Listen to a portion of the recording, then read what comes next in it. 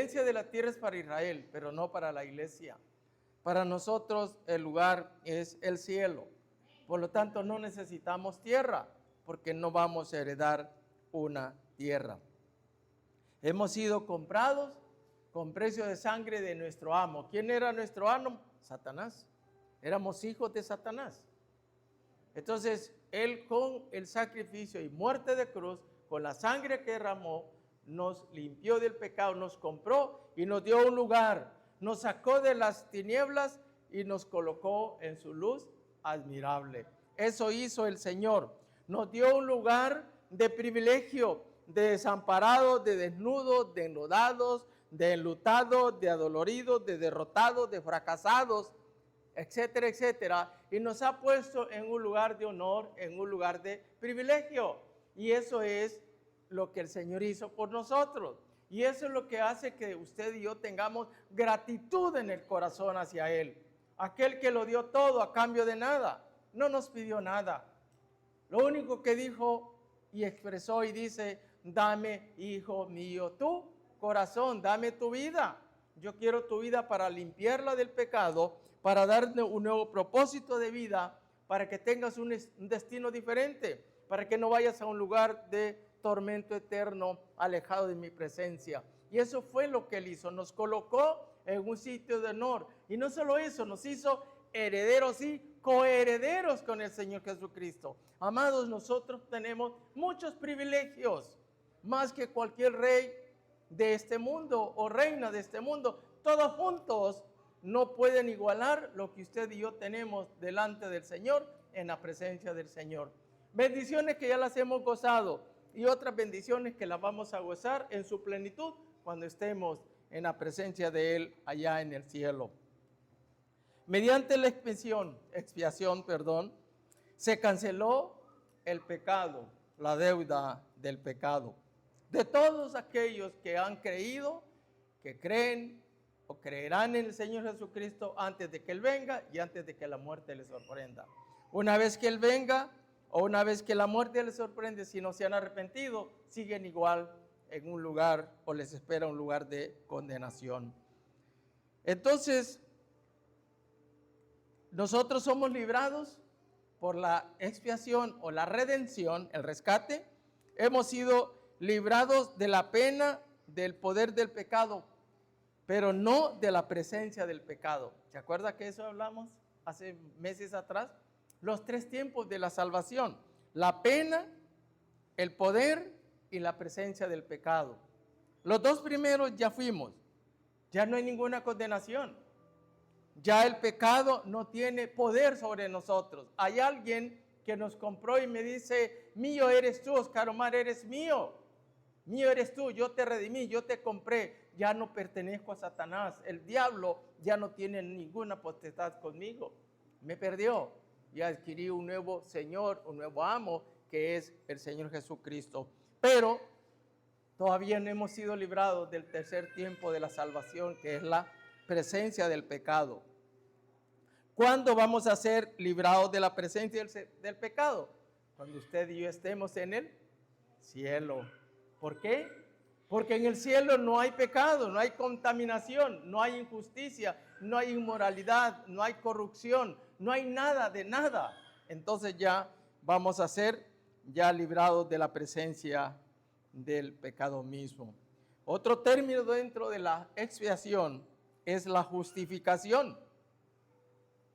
También son sinónimos que los utilizamos. ¿Y qué es la justificación? Es ser liberado, mire, de la pena del pecado. Está relacionado los términos, ¿no? Es el acto único en el que el pecador es justificado. Alistair, 2 Corintios 5:21, se me olvidó los versos. 5:21 de 2 Corintios, donde el pecador es justificado y hecho santo y justo a los ojos de Dios, quien cambió nuestra naturaleza pecaminosa por la justicia del Señor Jesucristo en la cruz. Mire, al que no conoció pecado, Él no conoció pecado, por nosotros lo hizo pecado. ¿Para qué? Para que usted y yo fuésemos, ¿qué? Hechos justicia de Dios delante de Él. ¿no? Nos justificó. Y por eso Romanos 8:1, ¿qué dice? Ninguna condenación hay, ¿para qué? Aquel que está en Cristo Jesús. ¿Y qué? Justificados pues por la fe tenemos paz para con Dios. Hemos sido justificados. Ya no hay ninguna condenación para ninguno de nosotros, ¿no? Y la glorificación es sinónimo de la presencia del pecado. Ya cuando estemos en el cielo, cuando ya no haya problema del pecado, ¿no? Ahora, hay muchos beneficios entonces de la expiación, de la redención, de la justificación, de la santificación, la glorificación. La santificación es un proceso continuo. Porque el Señor dice, sed vosotros santos como yo soy santo. Entonces, es un proceso continuo de santificación, de cada día morir al yo, a la carne, al mundo, al diablo, a los deseos de este mundo que nada tienen que ver con nosotros. Estamos en el mundo, pero no somos del mundo, ¿no? Entonces, hay otro concepto también que usted lo va a encontrar, que es la propiciación, ¿no?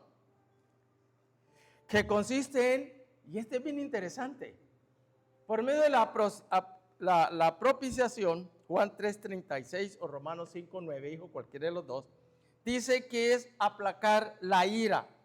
La muerte del Hijo de Dios en la cruz del Calvario apacigua la ira de Dios contra la humanidad rebelde y pecadora que no quiere saber que Él reine en su vida. Miren, pues mucho más estando ya que justificados. Dice, por Él seremos salvos de la ira. Y vea el cuadro contrario, hijo, Romanos 2:5, el contrario de esta última parte, ¿no? Salvos de la ira. Mire lo que dice ahora Romanos 2:5. Romanos 2:5.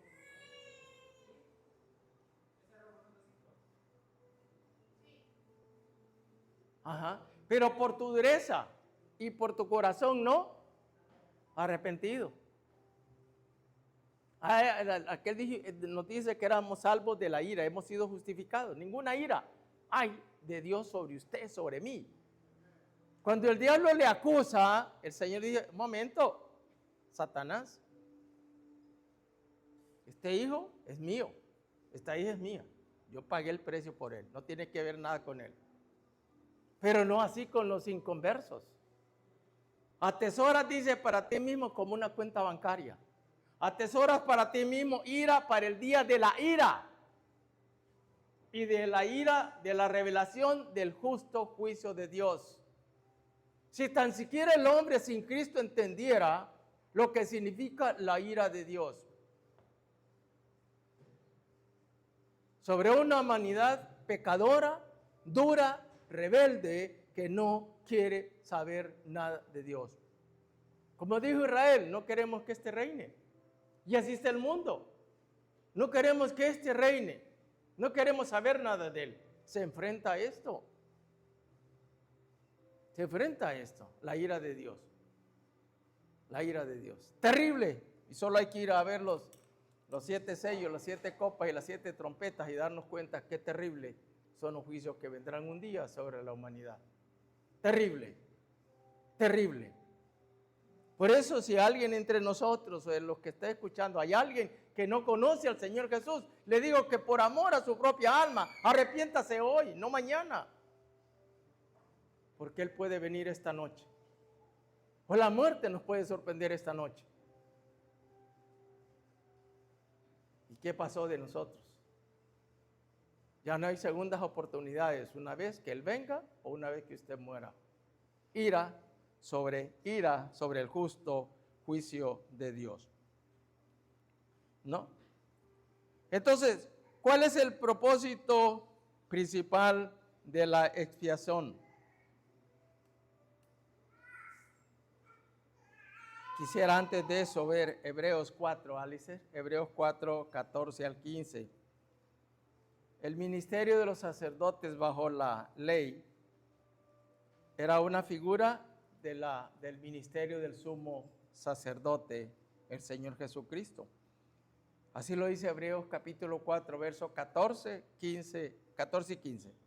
Hebreos 14, 4, 14, hijo, 14. 14.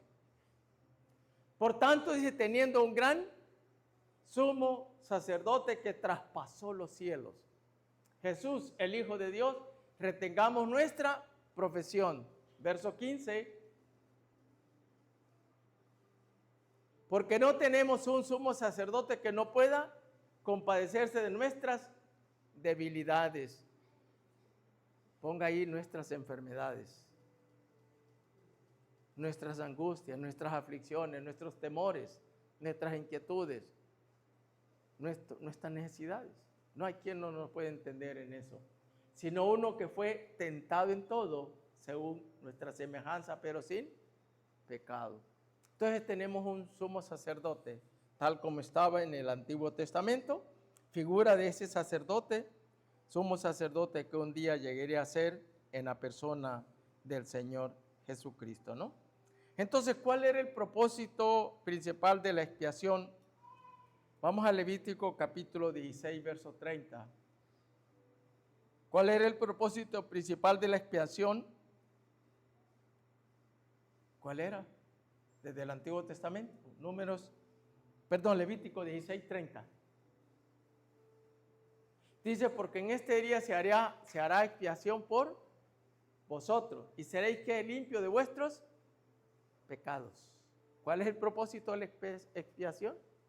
La limpieza del pecado delante de Jehová el Señor.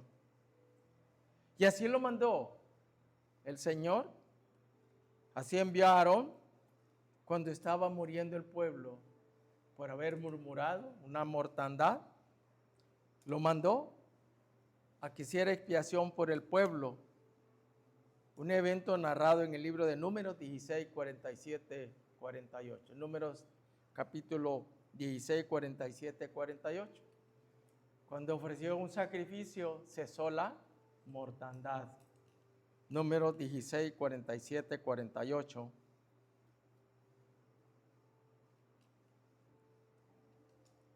Dice así.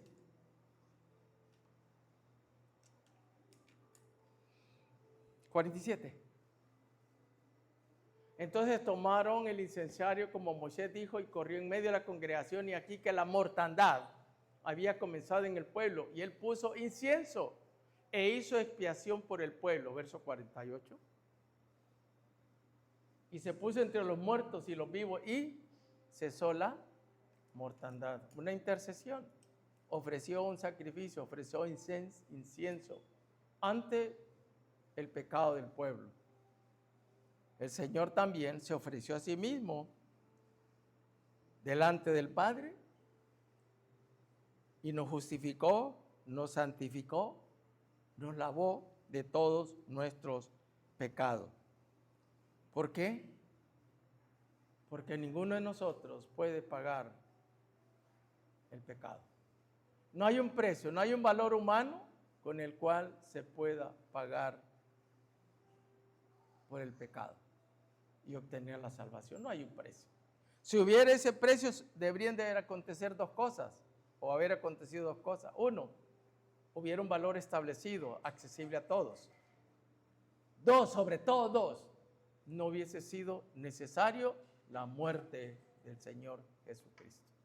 ¿Para qué iba a morir si había una opción humana para poder ser libre del pecado?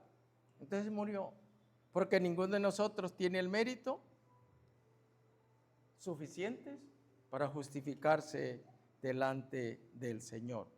Entonces la redención, la expiación, la apropiación provee una reconciliación por el pecado y sus consecuencias. ¿Qué vino a hacer el Señor Jesús? 1 Juan capítulo 3, verso 8. ¿Qué vino a hacer el Señor Jesús? A deshacer las obras del diablo. Recuerda que vimos en la primera parte que el Señor liberó a algunos que eran azotados por fuerzas malignas, por demonios, por Satanás mismo. Y 1 Juan 3:8 me dice el Señor que vino a ser el Señor. 1 Juan 3:8, el que practicaba el pecado es del, el que practica el pecado, es del diablo, porque el diablo peca desde el principio. Para esto apareció, vea el propósito, el Hijo de Dios para deshacer las obras del diablo.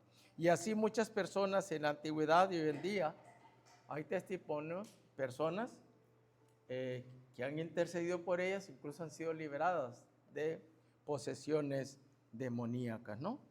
El Señor venció a Satanás en la cruz.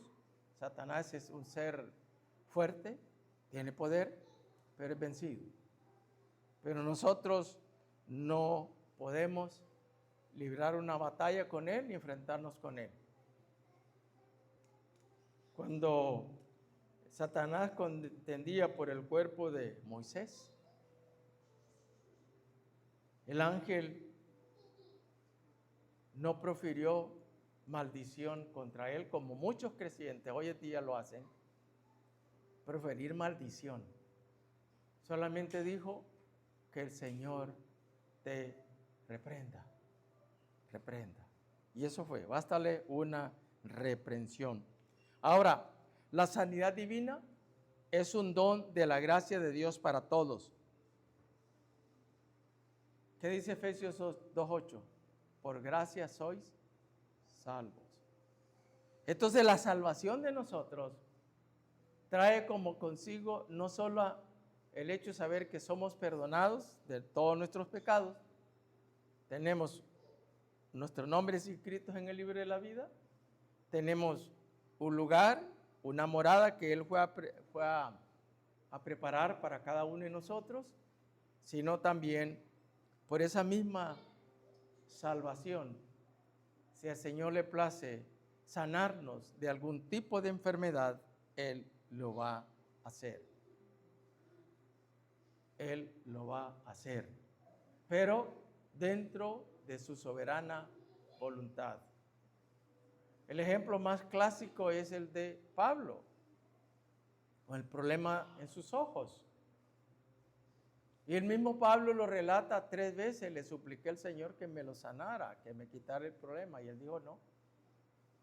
¿Es que acaso Pablo no era importante para el Señor? Sí lo era. ¿Es que el Señor no amaba a Pablo? Sí lo amaba. Si él mismo le dijo, instrumento útil me es este. Yo le voy a enseñar a él cuánto le es necesario sufrir por mi causa.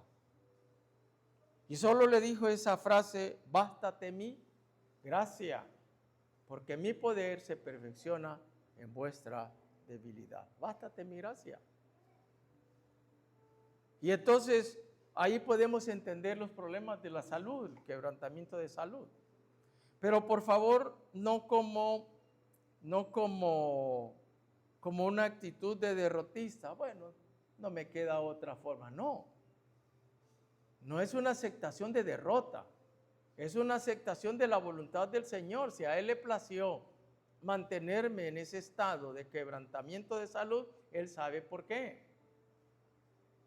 Él sabe por qué. Y no soy ni debemos de ser quienes tratar de discutir con el Señor, decirle por qué. ¿Por qué sanas a Julano, pero por qué no me sanas a mí? Porque él tiene mejor salud, porque yo también no tengo mejor salud, si somos hijos tuyos. Pero Él es soberano. Hay cosas que yo no las entiendo. ¿Por qué el ministerio de Juan el Bautista solo duró 6 meses? ¿Por qué? Él es soberano. Él es soberano. Y no como bajar la cabeza y decir, como el mundo dice que ustedes son robots. No tienen iniciativa, no tienen juicio, no tienen un criterio propio. Todo lo aceptan como Dios es todo. Bueno, es que Él es todo para nosotros. Yo no soy quien para discutirle al Señor lo que hace y lo que no lo hace. No soy quien. Y les animo a no pensar en que debemos de discutir contra Él. No nos pase lo de Job. Job empezó a cuestionar. ¿Y qué le dijo el Señor? Bueno, Job, ven para acá, siéntate ahí. Solo imagínese ese cuadro. Si usted ha leído el libro de Job, lo va a encontrar. Siéntate ahí. Mira, Job, dime, ¿Quién hizo esto?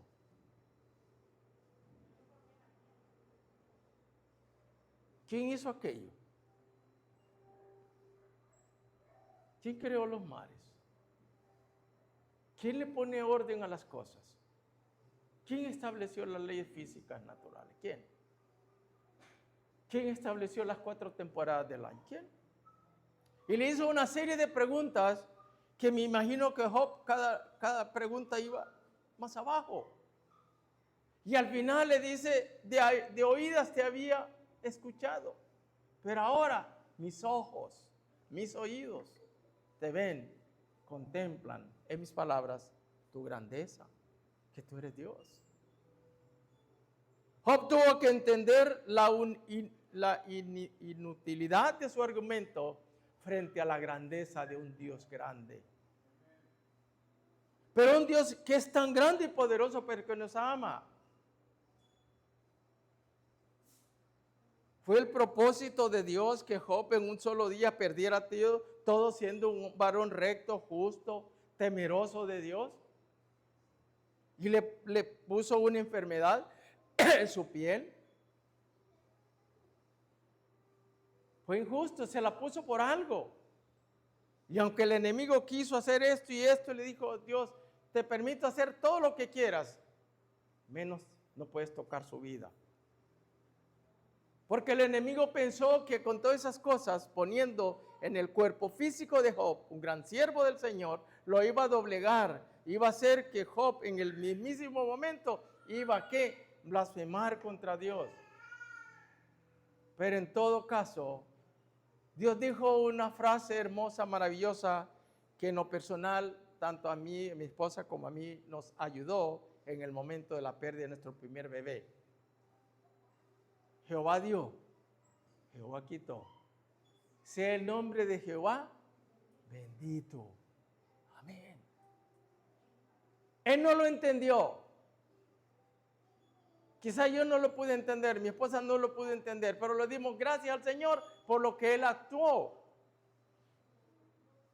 Solo el Señor sabía aquella criatura, si hubiera nacido, cómo hubiese sido. Quizá Él dice, no, voy a evitarles un dolor a esta pareja y voy a permitir que esta persona no nazca. Y le dimos gloria al Señor, porque en el Señor nunca hay un despropósito. Todas las cosas en el Señor tienen un propósito. Y como el Señor les dijo a los discípulos, es lo que nos toca a nosotros hacer. Lo que yo hago ahora, ustedes no lo entienden, lo van a entender mañana. Entonces hay ciertas cosas que usted y yo no las entendemos, pero sí debemos de darle la gloria al Señor. Decirle, Señor, lo que tú permites, salvo una negligencia, porque hay cosas que son negligencias, son malas decisiones, malas actitudes y acciones que tienen su consecuencia, la ley de la siembra y la cosecha. Y de repente queremos culpar a Dios por algo que el Señor no tuvo nada que ver en lo que yo hice o no hice. Hay que entender entre el sufrimiento y el quererse ser un mártir y sufrir las consecuencias. Hay que diferenciar como hermanos esa situación, ¿cierto? ¿Por qué en cuanto a la enfermedad? 2 Corintios 4:16, ¿saliste? Algo importante en la parte de la gracia del Señor con nuestros cuerpos es que aunque el cuerpo físicamente se va deteriorando, se va debilitando como consecuencia del mismo pecado original y como consecuencia de la ley natural de la vida. No somos eternos, este cuerpo no es eterno. Pero aunque eso sucede, mire lo que dice, por tanto no desmayamos. Antes, aunque nuestro hombre exterior se va desgastando, físicamente desgastando, el interior no obstante se renueva de día en día. Lea usted la historia de Moisés, al final de Deuteronomio.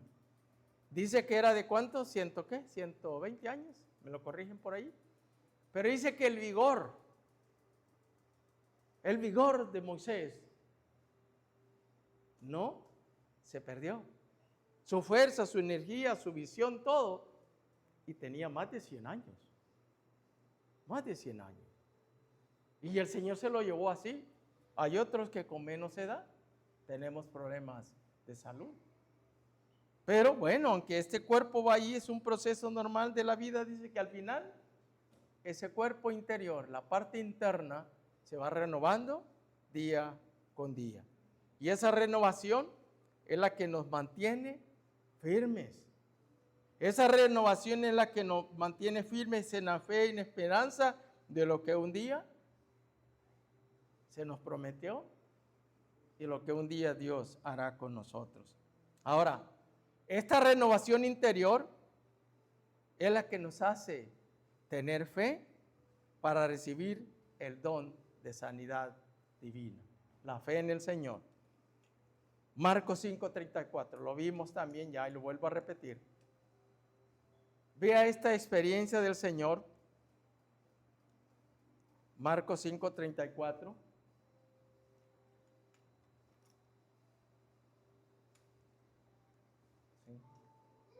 Y él le dijo, la fe. Le dije la primera vez que la restauración física tiene que ver con el grado de fe que usted y yo tengamos. La fe. Y Santiago lo repite, a ver si logro llegar hasta ahí. Y él le dijo, hija, tu fe te ha hecho, ¿qué? Salva. Y es otro verso que me hace ver que el propósito principal del Señor es la salud espiritual. El propósito principal del Señor es salvar las almas. Y como consecuencia le dice él, ve en paz, porque eres salva. Y queda sanada de tu azote. ¡Qué bendición! Y aquel otro de 38 años en el tanque de Bethesda, ¿tanto tiempo? ¿Se imagina el carácter y la paciencia de este hombre? Yo creo que yo a los 5 años que es capaz de ya no, mejor me muero, qué sé yo. 38 largos años intentando entrar cuando el agua del estanque se movía de tiempo en tiempo que venía un ángel y el primero que entraba era sano de cualquier enfermedad. Y el Señor le dice, ¿quieres ser sano? Y él dijo, ¿cómo? No hay quien me meta. Y entre tanto yo voy, otro más rápido que yo, entra primero y yo me quedo esperando. ¿Qué le dijo el Señor? Tuvo compasión de él. Vimos eso también en la primera parte, que el Señor tuvo compasión de esta gente porque eran como ovejas perdidas sin su pastor. Y hacían del mundo como ovejas perdidas porque no quieren venir al pastor verdadero, al buen pastor. Yo soy el buen pastor, no quieren venir a él. ¿Qué le dijo? Bueno, ¿qué le dijo el Señor? Tuvo compasión de este paralítico. ¿Qué le dijo? Toma tu lecho y anda. No necesitó esperar que un ángel viniera, porque ahí estaba el dador de la vida y el que dijo, yo soy tu sanador, como se lo dijo en el Antiguo Testamento, en el libro de Éxodo. Yo soy tu sanador, Jehová tu sanador. Yo soy el que tengo la potestad de todo. Toma tu lecho, toma lo que tienes, levántate, camina. Salió gozoso. El Señor tuvo compasión y no quiso que este hombre siguiera por más tiempo atormentándose por un tipo de enfermedad, ¿no? Y así, le decía lo de Pablo en Listra, cuando un hombre fue sanado,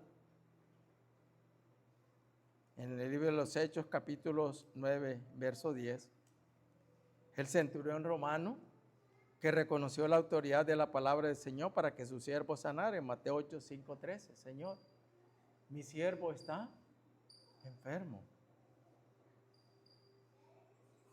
Cuando el Señor intentó querer ir, este centurión le dice: Señor, no soy digno de que entres a mi casa. Solo di la palabra y mi siervo sanará, porque yo soy un oficial, tengo soldados bajo mi cargo. Y cuando le digo este va, va, y cuando le digo al otro viene, viene. O cuando le digo haz esto o aquello, lo hacen. Y el Señor se maravilló y dijo: en Israel no he visto una fe tan grande como la de este hombre. Y así como tu fe es tan grande, que te sea hecho la petición que me has hecho.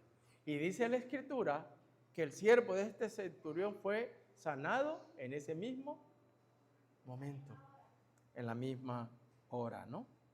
Entonces, la sanidad divina viene por la fe. Se confirma por la fe. Y cuando la incredulidad aparece, no hay milagros. No lo hay. Marcos 6, 5, 6 dice: y no pudo hacer allí ningún milagro, salvo que sanó unos pocos de ellos. ¿Por qué? Porque se asombró de la incredulidad de ellos, y aún así recorría las ciudades o aldeas de alrededor. ¿Qué dice Santiago 5:15? La fe. ¿Cuánta fe tiene usted? Escuchamos el domingo sobre la fe, ¿verdad? ¿Qué tan grande es su fe? Dijo, mi hermano decía a la luz de la palabra, que si la fe suya y mía fuera como siquiera el tamaño de un grano de mostaza, haríamos esto. Le diríamos a este monte: échate para allá. Si tuviéramos siquiera la fe como el grano de mostaza, ¿no? La oración de fe, dice Santiago 5:15, salvará al enfermo. La oración de fe salvará al enfermo y el Señor lo levantará. Entonces, la fe en el Señor, la fe en su palabra, la fe en su poder, la fe en lo que Él puede hacer tantas cosas, ¿no? Para que su nombre sea glorificado. Ahora, es importante que esta fe sea puesto en el Señor Jesús y no en los medios que Él empleó para ayudarles a expresar su fe. Juan 14, hijo, verso 12 al 14. Usted ha oído, mientras Alicer me pone los versículos, usted ha oído a alguien que dice que pase y tenemos la piedra santa. Tenemos el ramito de no sé qué. Tenemos esto, tenemos aquello. Recuerdo que una joven de la iglesia fue a por Israel, anduvo en una gira con su familia y nos regaló un frasco, ¿verdad? ¿Qué era el que eran las piedras de qué? Algo nos trajo. Algo. Ni sé qué fin tuvo. Porque la fe no hay que ponerle en esas cosas. La fe es en el Señor Jesús. ¿Qué dice Juan 14, 12, 14? Entonces la fe es en la persona, no en el medio. ¿Qué usa? Porque recuerda que una vez el Señor escupió, hizo lodo. ¿Se acuerdan? Los ojos. Entonces el medio, entonces vamos a escupir, vamos a hacer eso y te voy a poner y te vas a sanar. No. O sea, el poder no estaba en lo que Él escupió en la tierra, no, es en la acción, en el poder que había en el Señor. Dice, de cierto digo, cuando 2 veces dice esto, hay que ponerle atención. El que en mí cree, las obras que yo hago, Él las hará también, si las pueden hacer. Hoy hay muchos por ahí haciendo esto, ¿no? Y aún mayores hará porque yo voy al Padre. Verso 13. Y todo lo que pidieres al Padre, ¿en qué? Aquí está la clave. todo lo que pidieres al Padre en mi nombre, lo haré para que el Padre sea glorificado en el Hijo. Verso 14. Si algo pidieres en mi nombre, yo lo haré. Entonces la fe tiene que ir centrada en una persona y esa persona es el Señor Jesucristo. No hay otra forma, ¿no?, de ser sano, sino en Él. No hay que poner lo que muchas personas andan por ahí, que lo que hacen es un comercio donde gente incauta caen en esas cosas, en esos medios, en esas instrumentos, ¿no? Ese es un negocio para gente ingenua, pero una gente temerosa del Señor no le va a poner atención a eso. No la atención. Se parecen más a agoreros, curanderos, adivinos, hechiceros y encantadores, ¿no? Tengamos mucho cuidado. Quiero terminar con esta parte en que, según de Crónicas 16:12, hijo, en la sanidad divina no se opone ni compite con la ciencia médica. Porque hay un cuestionamiento ahí acerca de, no hay que buscar los médicos, hay que buscar al Señor, que es correcto, hay que buscar al Señor. Pero el Señor tampoco deja de lado, y hay dos versículos, dos pasajes que quiero comentarlo. Y uno está en 2 Crónicas 16:12. Asa, dice, este es el problema de Asa. En el año 39 de su reinado, Asa enfermó gravemente los pies y en su enfermedad no buscó a Jehová sino a los médicos. Entonces pareciera dar a entender que Asa murió, déjamelo hijo, por favor, que Asa murió porque buscó a los médicos. ¿Usted entiende el espíritu de la letra así? Realmente fue porque usted y yo vamos al médico, no nos curamos y entonces nos morimos porque buscamos los médicos. ¿Qué usted cree eso así?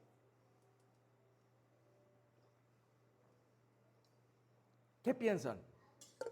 ¿Pecamos contra el Señor buscar los médicos? ¿Cuál fue el problema de Asa? Verso 7. Ahí mismo, verso 7. El problema de Asa no fue que buscara la ayuda de los médicos. Asa no buscó al Señor. Dice, en aquel tiempo vino el vidente Hanani a Asa, rey de Judá, y le dijo, ¿por cuánto te has apoyado? ¿En qué? ¿En qué se apoyó? Ese es el problema de Israel en este momento. Israel está más apoyado en un brazo humano que en el brazo del Señor, de Jehová de los ejércitos. Ese es todo el problema de ellos. ¿Duele? Y no por eso no debemos de dejar de orar por ellos, por Jerusalén y para que se conviertan. Si ellos buscaran al Señor, otra cosa estuviera en su vida. Dice, por cuanto te has apoyado en el rey de Siria, en el brazo humano, y no te apoyaste en Jehová tu Dios, por eso el ejército del rey de Siria se ha escapado de tus manos. O sea, el problema de Asa no fue consultar al médico, fue que antes del médico no buscó al Señor. Y otro pasaje que lo puedo terminar, Marcos, hijo, 5:26. Estos dos pasajes pareciera dar a entender que Dios, el eterno Dios, se opone. Una cita del Antiguo y una cita del Nuevo le doy. Pensar que los médicos no es algo o es algo que va en contra de la palabra de Dios. Por favor, no. Dios le ha dado sabiduría a estos hombres y han salvado vidas. Dios los ha utilizado. Tenemos muchos hermanos, mis hijos son médicos y son hijos del Señor para la gloria de Él y han ayudado. Mire esta mujer. Había sufrido mucho de ¿quiénes? De muchos médicos. ¿Cuántos años padeció de su flujo? 12 años. Y gastado todo lo que tenía y nada había aprovechado. Antes le iba peor. Cuando estoy leyendo este pasaje, leyendo, estudiando, analizándolo y viendo comentarios, me encuentro con algo bien interesante. Me gustó mucho este comentario,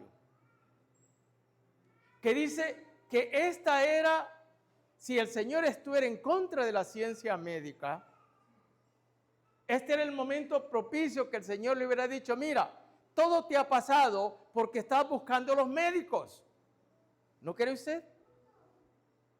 ¿No cree usted que era el momento en que el Señor, si estaba en contra de la ciencia médica, era el momento oportuno de decir: el problema tuyo es porque has buscado los médicos? Y el tercer ejemplo, y escribió un libro. ¿Y cuál era su profesión? ¿Cuál era su profesión?